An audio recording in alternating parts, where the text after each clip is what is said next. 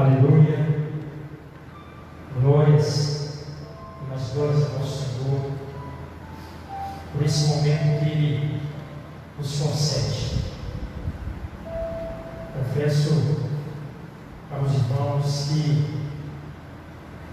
eu estou emocionado por esse momento, uma vez que é um momento único, é uma experiência muito gloriosa. Podemos estar dessa maneira adorando e louvando ao nome do Senhor. Nós possamos agora meditar a palavra do nosso Deus, aquilo que Ele tem para nós, para essa noite. Então eu queria te pedir que abra aí a sua Bíblia onde você estiver, no Salmo 90. Salmo 90, nós vamos ler os versos 1 a 17.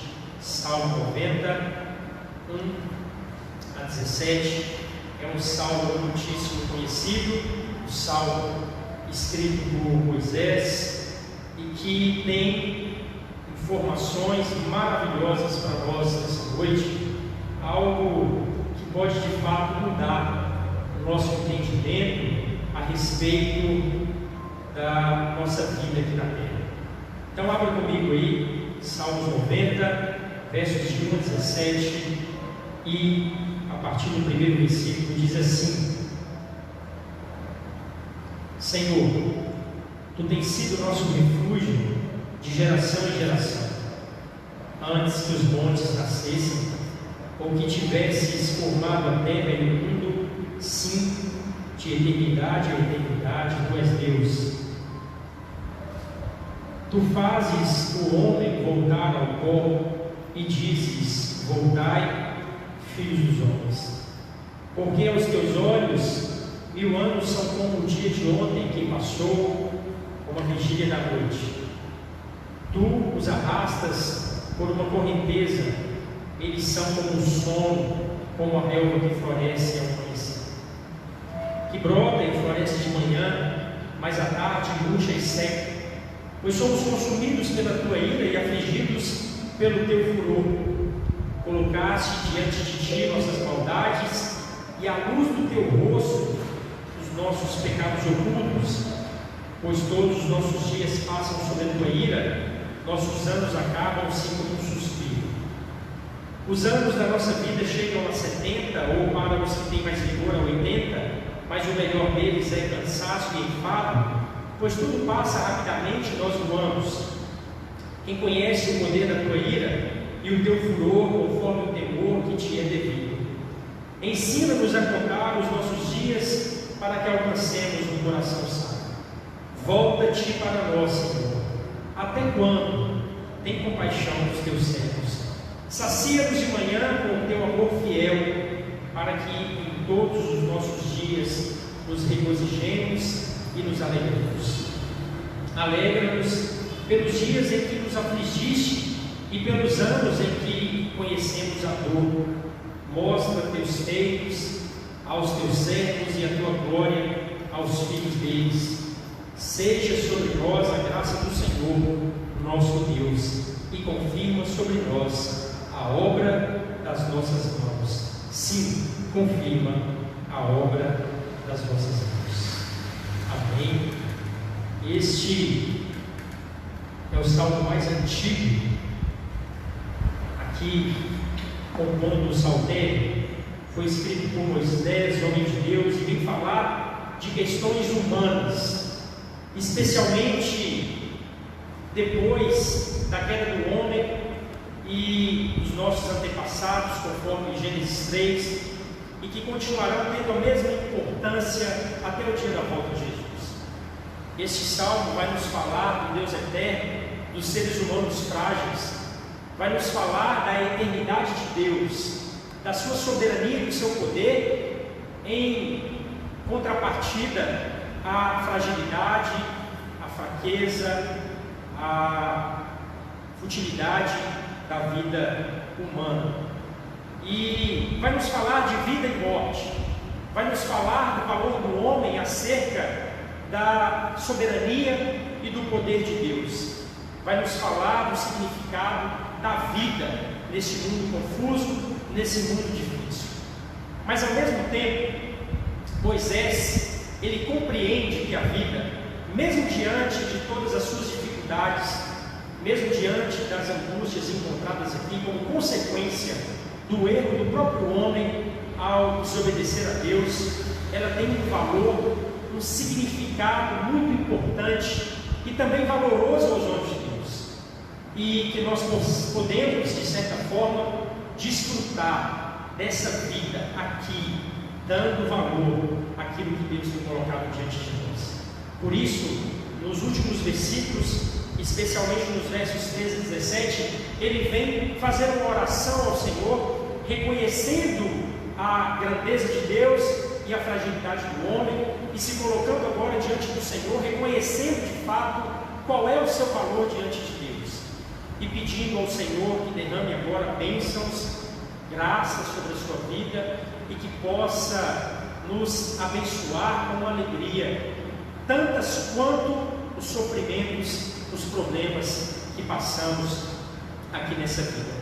É possível que Moisés, ao escrever esse salmo, ele escreve depois que Israel fracassa ali em Cades Barneia, conforme Números capítulo 13 e capítulo 14, quando o povo, depois da sua desobediência, depois de voltar as costas para Deus, desejando até mesmo voltarem ao Egito e desobedecendo as ordens de Moisés, servo de Deus, quando ali então a nação é condenada a vagar pelo deserto, justamente por causa da sua desobediência, justamente por causa da sua insensatez diante de Deus. E aí vagam pelo deserto por 40 anos, até que a geração mais velha pudesse morrer e então tomar ali posse da terra prometida. Moisés, que viveu 120 anos e teve a sua vida dividida em 3 fases: 40 anos no Egito, sendo criado pela filha do faraó, 40 anos ali em Midian, como pastor de ovelhas, e que podemos considerar como relativamente tranquila essa primeira etapa, esses primeiros 80 anos da vida de Moisés. Mas a gente vai aprender na palavra de Deus que os últimos 40 anos da vida de Moisés não foi nada fácil.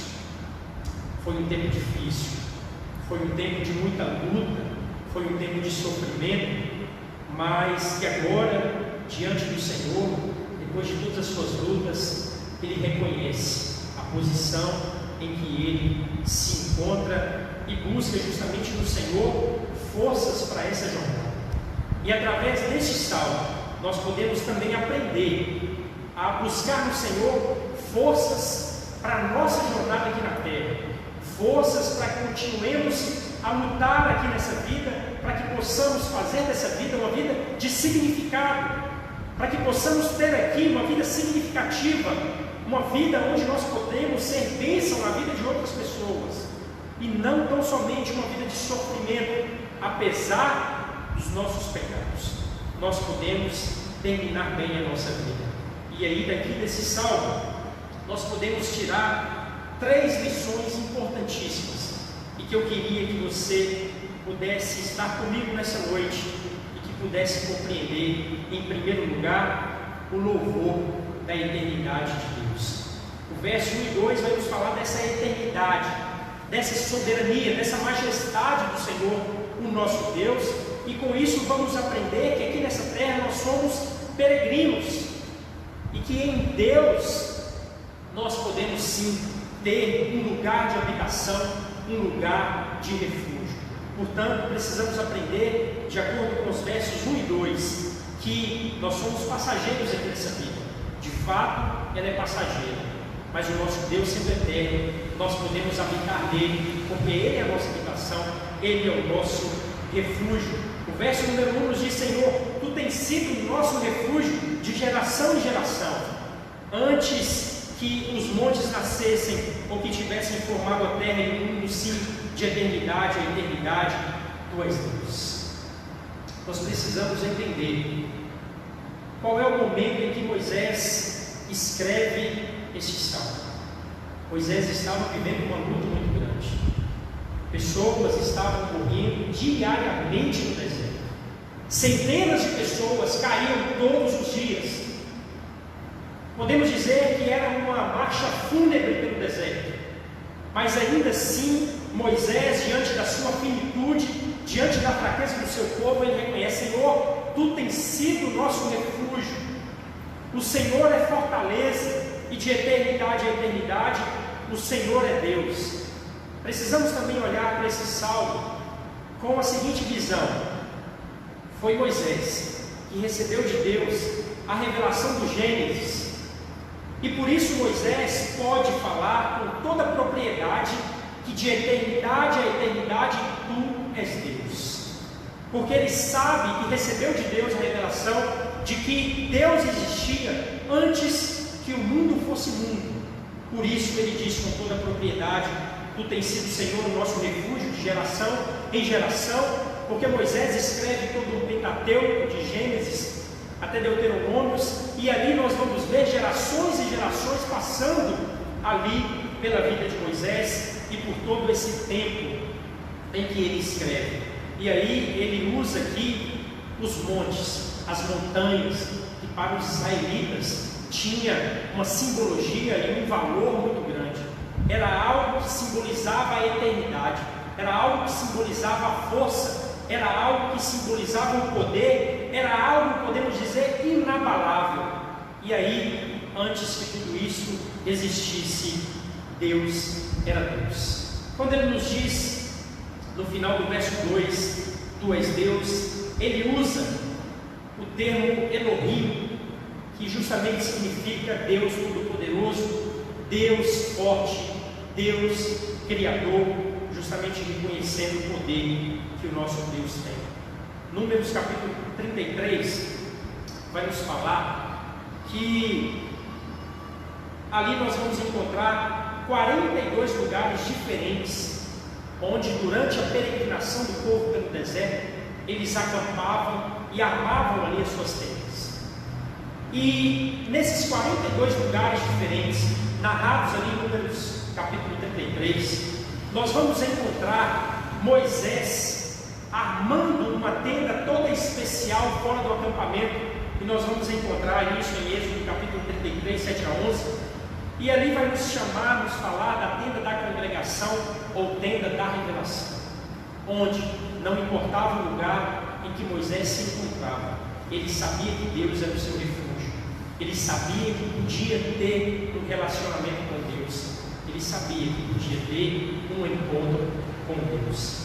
Então fica para nós um ensinamento: não importa onde você está, se é na igreja ou fora da igreja, nas paredes desse lugar, você pode ter uma experiência verdadeira com o Senhor nosso Deus nessa noite.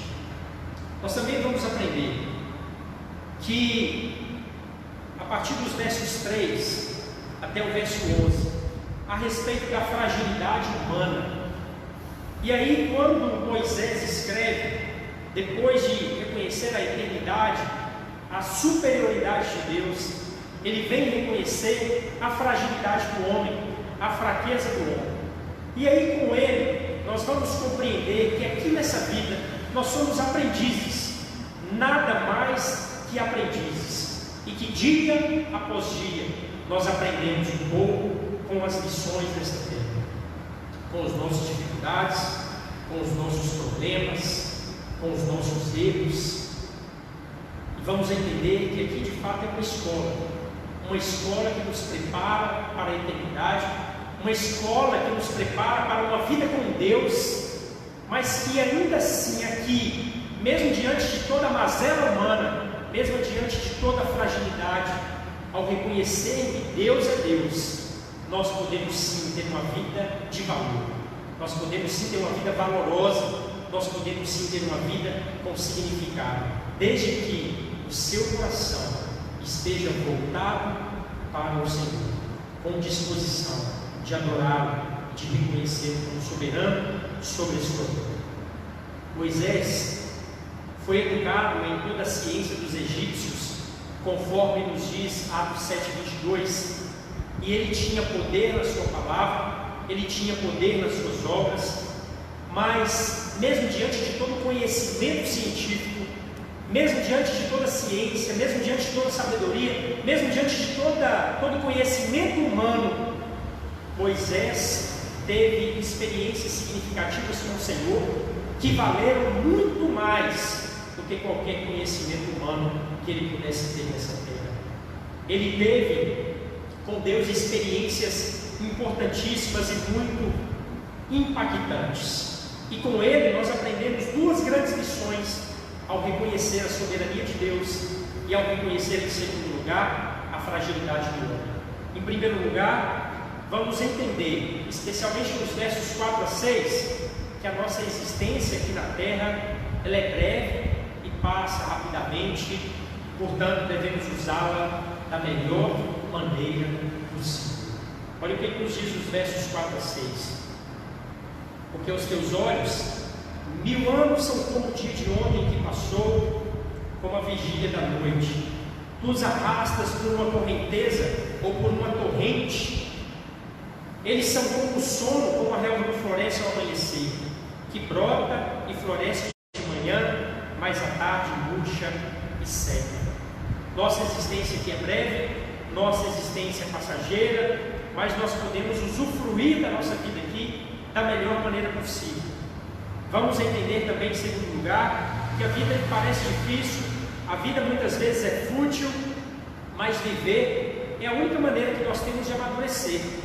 Não tem outra maneira de amadurecer, de conhecer quem de fato somos, de ter uma vida que possa impactar outras vidas, de ter uma vida com significado, se nós não compreendermos que a nossa vida é difícil e que a nossa vida é passageira, mas que há um Deus por trás das nossas vidas. Por isso, viver é o único modo de amadurecer.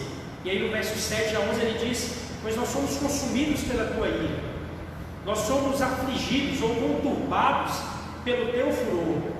Colocasses diante de ti as nossas maldades e à luz do teu rosto os nossos pecados, pois todos os nossos dias passam sob a tua ira, os nossos anos acabam-se como um suspiro, os anos da nossa vida chegam a 70, ou para os que têm mais vigor a 80, mas o melhor deles é cansaço e enfado, pois tudo passa rapidamente e nós voamos. Quem conhece o poder da tua ira e o teu furor ou a tua cólera, conforme o temor que te é devido? Aqui Moisés reconhece que somos frágeis, e aí ele usa algumas figuras interessantes: arrastados por uma correnteza, arrastados por uma torrente. Usa também aqui a figura da vigília, que tinha apenas 3 a 4 horas de duração, justamente para mostrar o quão passageiro é a nossa vida. Usa também a figura da relva, que floresce ao amanhecer, que brota e floresce de manhã, mais à tarde murcha e seca. E também usa a respeito do furor do Senhor, da sua ira, justamente como consequência do pecado do homem, da sua fraqueza e muitas vezes da sua impiedade. Se não houvesse pecado no mundo, não haveria sofrimento nem morte. Romanos capítulo 5 vai nos dizer isso, no versículo 12, que por meio de um só homem o pecado entra no mundo, e por isso a morte também, e a morte passa a todos os homens, porque todos pecaram. Não há um que não peque. Por isso, os seres humanos são feitos pó, e ao pó tornarás, conforme Gênesis capítulo 3, versículo 19.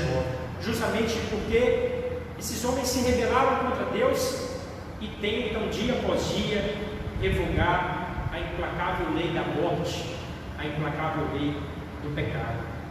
Nós agradecemos a Deus pela ciência, agradecemos a Deus pela tecnologia, agradecemos a Deus pelas pessoas que Ele tem capacitado, pelos profissionais competentes da área da saúde, mas não podemos negar a realidade da nossa finitude, da nossa fragilidade, não podemos negar a realidade da morte e também não podemos adiá-la, porque quando chegar a nossa hora, nós morreremos, se o Senhor não nos buscar antes.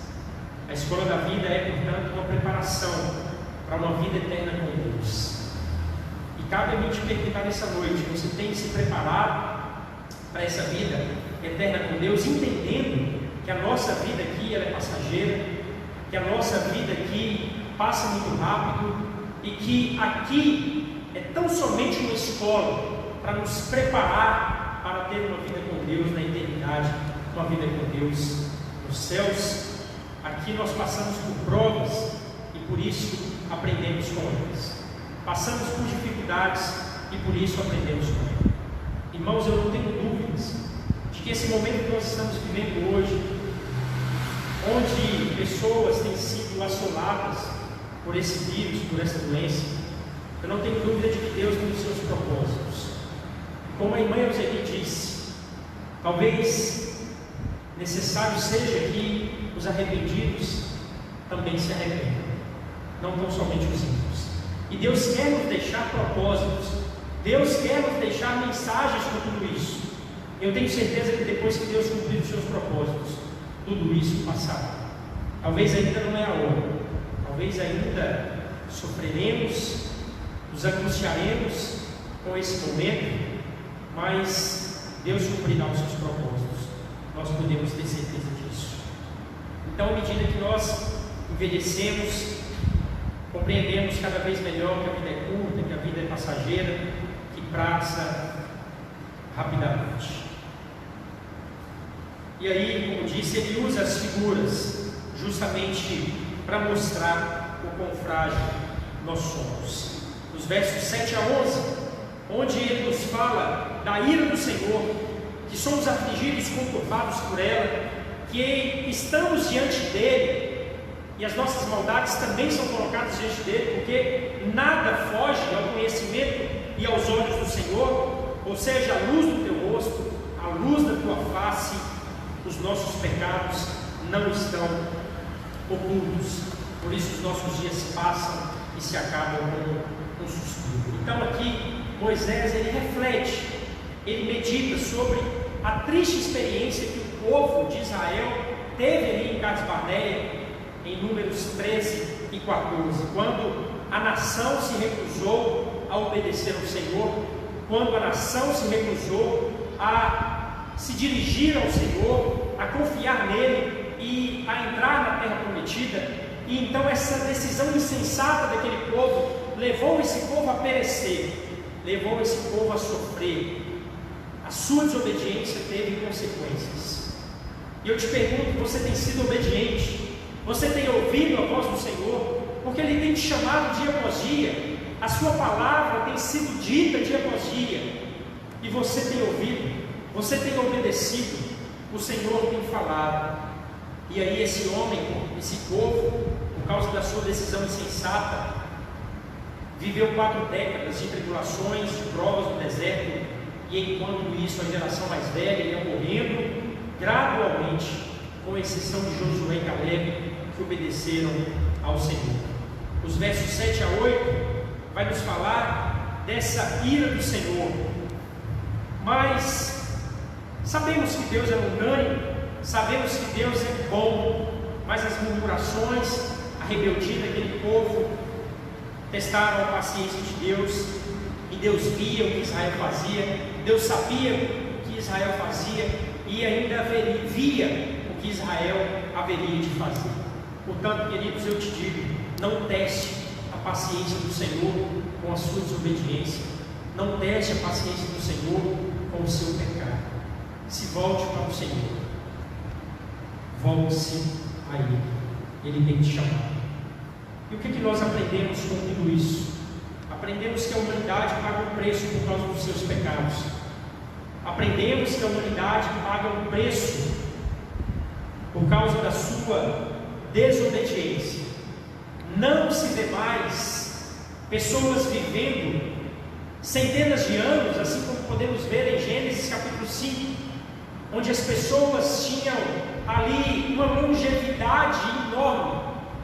Pessoas viviam centenas e mais centenas de anos. Mas tudo isso acabou por causa da desobediência do povo.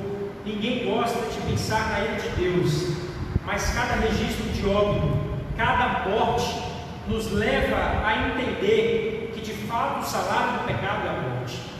Romanos capítulo 6, verso 23 vai nos falar isso, que o resultado do pecado do homem é a morte. Portanto, não há como adiá-la, não há como revogar a lei do Senhor. Assim, após o reconhecimento de tudo isso, após reconhecer que Deus é eterno, que Deus é grande, que Deus é soberano, após reconhecer a sua fragilidade, Moisés, ao ver a nação de Israel caindo pelo deserto, diante da sua fraqueza, diante da sua finitude, diante dessa condição de eternidade do Criador, este é o momento então de pedir sabedoria a Deus para nos tornarmos bons alunos na escola da vida, mordomos do nosso tempo, mordomos de tudo aquilo que nós recebemos da mão de Deus. E percebendo tudo isso, o que Moisés faz? Diante da eternidade de Deus, diante da transitoriedade e fraqueza humana, o que Moisés faz? Olha o que nos diz o verso 12: ensina-nos a contar os nossos dias, para que alcancemos um coração sábio. Ele pede a Deus sabedoria. E olha que interessante o que diz John MacArthur: a sabedoria repudia a autonomia e se concentra na soberania e na revelação do Senhor. Ou seja, nós não somos autônomos, nós não somos relevantes por nós mesmos, nós não somos autossuficientes, nós precisamos de reconhecer a nossa fraqueza, a eternidade de Deus, e pedir a Ele sabedoria para que possamos fazer valer a nossa vida nessa terra. Nós não contamos os nossos dias, a nossa vida em anos, em dias, nós a contamos em anos, mas é necessário que nós aprendamos e possamos fazer valer dia após dia da nossa vida, da nossa existência. Portanto, uma vida bem-sucedida, ela é contada em dias, constituídas em dias que honram e glorificam ao nome do Senhor. Amém? Em terceiro lugar e último, nós vamos ver depois de tudo isso Moisés fazendo um pedido pela misericórdia de Deus. Aqui nos versos 13 a 17 nós encontramos uma oração por misericórdia, uma oração onde o seu coração é derramado diante do Senhor, e ele inicia dizendo: volta-te para nós, Senhor, volta-te para nós, torna-se, Senhor, para nós, Senhor, olha novamente para nós com um olhar de misericórdia. É o que ele nos diz aqui. E aí nós vamos aprender que quando percebemos quem Deus de fato é, o futuro se torna o nosso aliado. O futuro não se torna um inimigo, muito pelo contrário, ele se torna o nosso amigo.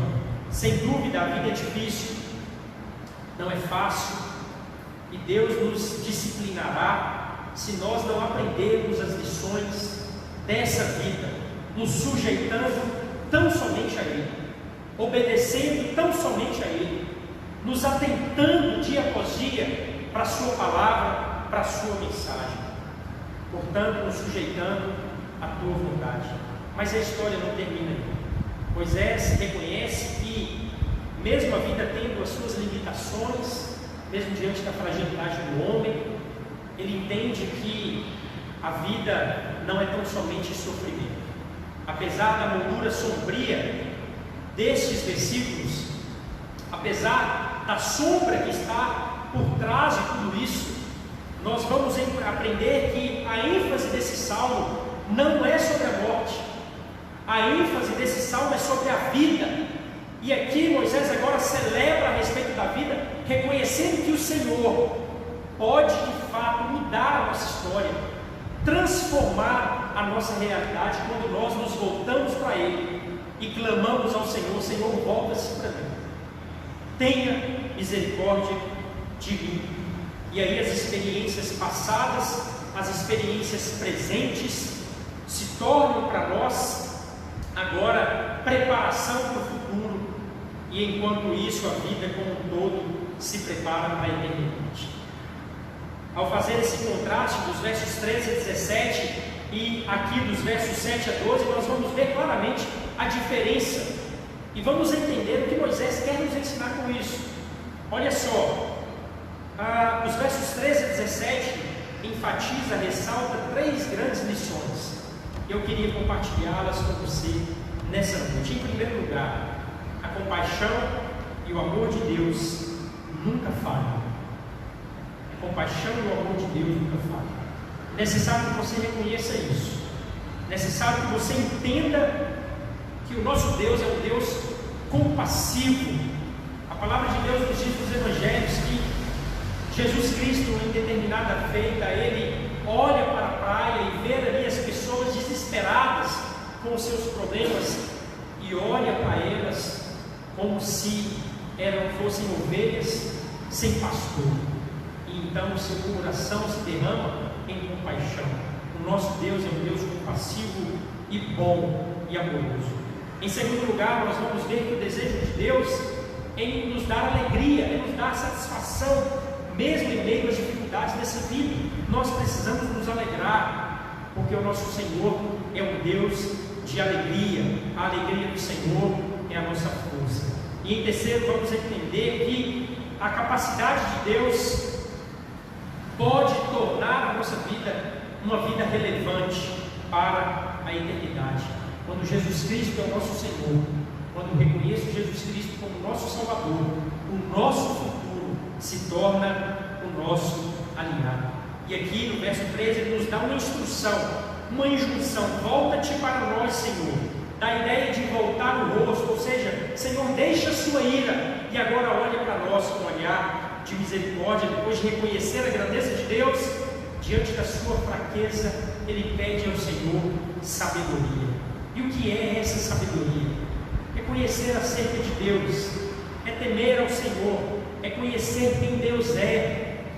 Evangelho de João, capítulo 14, versos 7 a 11, vai nos falar que quem não conhece o Filho não pode conhecer ao Pai. Então, em primeiro lugar, reconheça que Jesus Cristo é o Filho de Deus e que morreu por mim e por você, para que você possa ter uma experiência significativa com o Senhor nosso Deus. Após isso, Moisés deseja imediatamente estar diante do Senhor, face a face. Volta-te para nós, Senhor. E aí pergunta ao Senhor: até quando, Senhor? Até quando? É uma expressão de profundo lamento. E quando nós vamos lá no Salmo, capítulo 6, lá no Salmo 6, nós vamos ver algo muito semelhante a essa expressão de lamento de Moisés, nos versos 3 e 4 do Salmo 6. Meu ser está muito perturbado, mas tu, Senhor, até quando? Volta-te, Senhor, e livra-me, salva-me por tua misericórdia. Logo em seguida, no verso 14, Moisés, ao dizer: sacia-nos de manhã com teu amor fiel, pode estar se lembrando do maná no deserto que os alimentou por 40 anos. Esse maná que era uma figura de Jesus Cristo, aquele que nos alimenta ainda hoje, aquele que nos concede vida, aquele que nos concede vida eterna, salvação. Se você se alimentar então do Senhor Jesus Cristo, você terá uma vida de valor aqui nessa terra e terá também uma eternidade nos céus com o Senhor nosso Deus. Talvez só sejamos capazes de compreender algumas coisas dessa vida quando passarmos a habitar na eternidade. Talvez compreenderemos as compensações dessa vida quando entrarmos na eternidade. E aí Moisés pediu a Deus que desse a ele e ao seu povo tanta alegria quanto o sofrimento que passaram. E aí no verso 15 ele se volta agora para o Senhor e diz: alegra-nos pelos dias em que nos afligiste e pelos anos em que conhecemos a dor. Ou seja, alegra-nos pelo que suportamos na adversidade. Alegra-nos, ó Senhor, o tanto que, da mesma forma que sofremos, para que nós possamos, Senhor, gozar das tuas bênçãos. Talvez Paulo, ao escrever, por exemplo, Romanos capítulo 8, verso 18, ele tinha em mente justamente isso, que os sofrimentos desse tempo presente, ou tudo aquilo que nós vivemos aqui, não se compara com aquilo que Deus há de fazer por cada um de nós. E aí, em Romanos capítulo 8, verso 18, nos diz: considere os sofrimentos do presente, não se podem comparar com a glória que será revelada em nós. Quando nós vamos também em 2 Coríntios, acredito eu que o apóstolo Paulo tinha essa mesma visão. 2 Coríntios capítulo 1, verso 5 nos diz: pois assim como os sofrimentos de Cristo transbordam sobre nós, assim também a nossa consolação transborda por meio de Cristo. Ainda 2 Coríntios capítulo 4, verso 16 nos diz: por isso não nos desanimamos, ainda que o nosso exterior esteja se desgastando, o nosso interior está sendo renovado todos os dias, pois nossa tribulação, leve e passageira, produz para nós uma glória incomparável, de valor eterno, pois não fixamos o olhar nas coisas visíveis, mas naquelas que não se veem, pois as visíveis são temporárias, ao passo que as que não se veem são eternas. Então, finalizando, o que nós podemos aprender com tudo isso? Que a humanidade paga um preço como consequência dos seus pecados, mas há uma solução para essa consequência, que é a morte eterna. Há uma solução para a morte eterna. A solução está em Cristo Jesus, que morreu por mim e por você, para pagar um preço ainda mais alto pelos nossos pecados. O favor do Senhor não nos abandona em nossa velhice, não nos abandona em nossas dificuldades, em nossas tribulações, em nossas provas, em nossos tempos de aflição. Mesmo quando encontramos a morte, a soberania, a graça e a misericórdia do Senhor não nos abandona. E ele encerra no verso 17, falando sobre uma bênção, sobre a graça do Senhor sobre as nossas vidas, nos informando que o que nós fazemos aqui, o nosso legado será passado e abençoado. Nós deixaremos um legado, porque o nosso Senhor, o nosso Deus, Ele é bondoso. E aí nós aprendemos que a vida é curta, e por isso Moisés ora: Senhor, ensina-nos a contar os nossos dias, ensina-nos a viver conforme a Tua vontade, ensina-nos, Senhor, a ter uma vida piedosa, ensina-nos, Senhor, a ter uma vida de obediência, ensina-nos, Senhor, a ter uma vida que teme ao Senhor e que reconhece a Tua grandeza mesmo em meio às tribulações.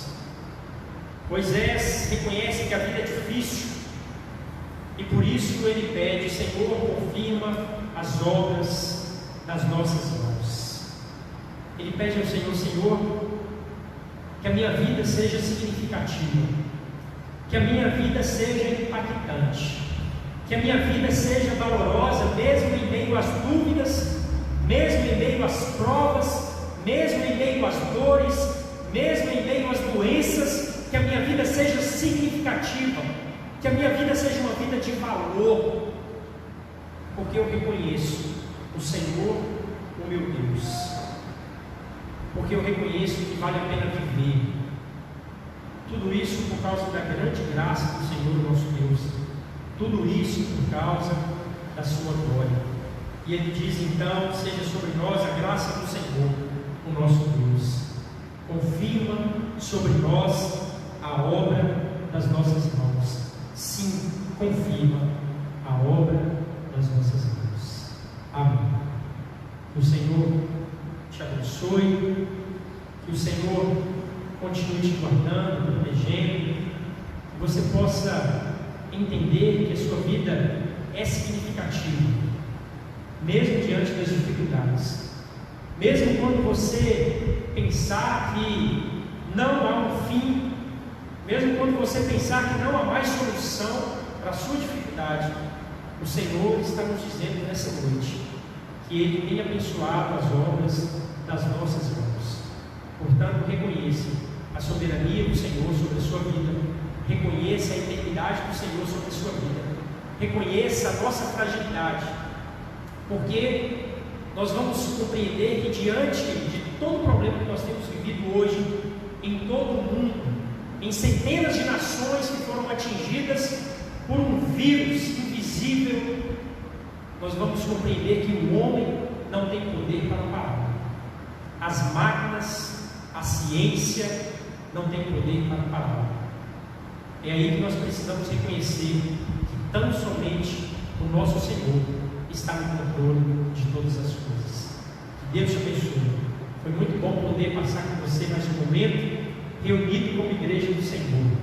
Portanto, que Deus te abençoe, que Deus te guarde, que Deus te proteja. Quero deixar mais uma vez um abraço, agradecer a essa equipe maravilhosa que está aqui conosco hoje, essa equipe de louvor que nos ajudou e que pôde poder aí louvar ao Senhor juntamente com você aí de casa. Então, que Deus te abençoe, que você possa encerrar esse momento aí na sua casa com um momento de oração silenciosa, assim como nós faremos aqui também para encerrarmos o culto dessa noite. Na quarta-feira nós teremos aí mais uma transmissão do nosso culto de oração. Então, que Deus te abençoe, que Deus te guarde, que Deus te proteja e continue aí perseverante, porque esse mal vai passar. Fiquem com Deus e até breve.